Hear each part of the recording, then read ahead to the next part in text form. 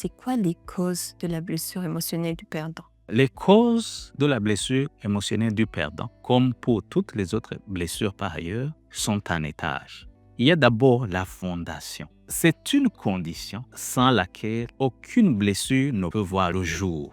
C'est le manque réel d'amour ou l'impression de manque d'amour. C'est ça la fondation de cette blessure, comme pour toutes les autres blessures par ailleurs. C'est ça l'élément fondamental.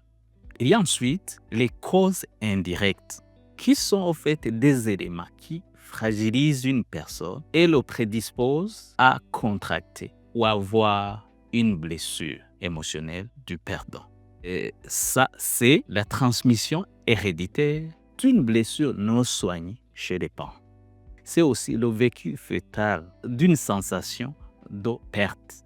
Parce que ta mère, lorsqu'elle est portée dans son ventre, a vécu des situations qui lui rappellent ou qui l'amènent à croire que c'est une perdante. Par exemple, c'est une mère qui a subi une faillite dans ses affaires qui l'a profondément affectée. Ou c'est une mère enceinte qui a vu son mari lui préférer d'autres femmes, soi-disant meilleures. Ou c'est une femme qui croit que c'est une personne de seconde zone parce qu'elle vit dans la pauvreté.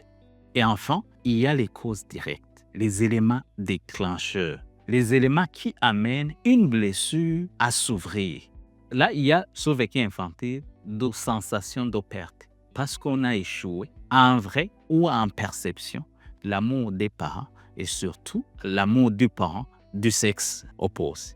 Ça peut être une situation vraie, ça peut être que les parents étaient absents ou négligents, mais ça peut aussi être des situations banales où, par exemple, une petite fille n'arrive pas à dormir dans la chambre des parents pour être avec son père et qui a interprété cette situation comme un échec cuisant.